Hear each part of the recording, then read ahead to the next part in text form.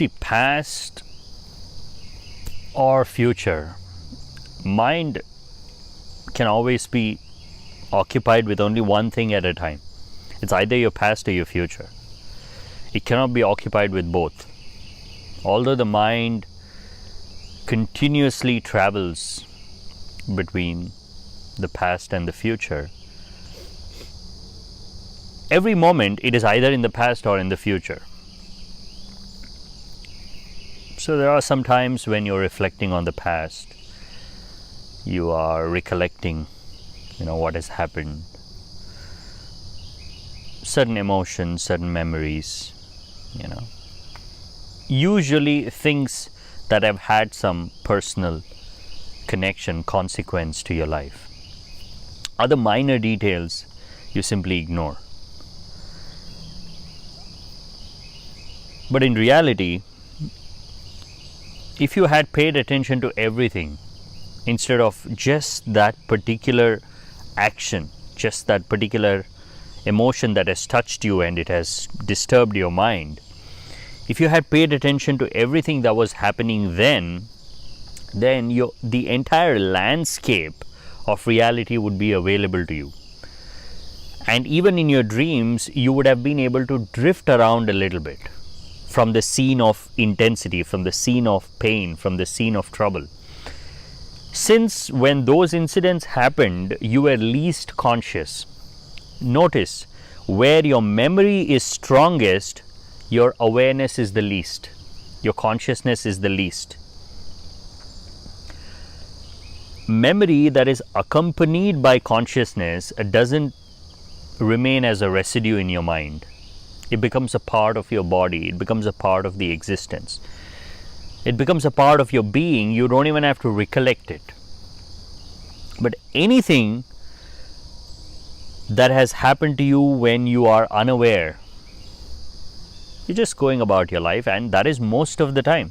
People are completely unaware of what's happening around them. And suddenly, when an experience hits them and it troubles them, it just sinks into the spirit. It just claws into the soul and it makes a home there and it just stays. So when you are reflecting on your past, you're really reflecting on those moments when you were available to the process of life the least. When you were simply a mind, when you were simply a thought. The future is no different. Future is also the same. But the only small difference is, in future, you're trying to redo the past. When we say, I am going into the future, I am going into the past, these two are not two separate realities that are somewhere in two different places. When you say you're going into the future, you're going into the same mind. When you say you're going into the past, you're going into the same mind. You are encountering the same thoughts. You are encountering the same unconsciousness. Everything is the same. But when you come back from the thought process and remember, you remember going into the future and the past differently, because when you go into the past, you come back just feeling heavy with that emotion. When you come back from the future, you want to change what has happened. You want to recreate it. There is some unfinished business and you want to continue doing. Just think about it. Let's take our example of building a cabin. Although it might seem, oh, building a cabin is completely futuristic. There's nothing to do with the past. Hello, everything is in the past. The cabin is in her past. Her ability to build it is in her past. Everything is in your past.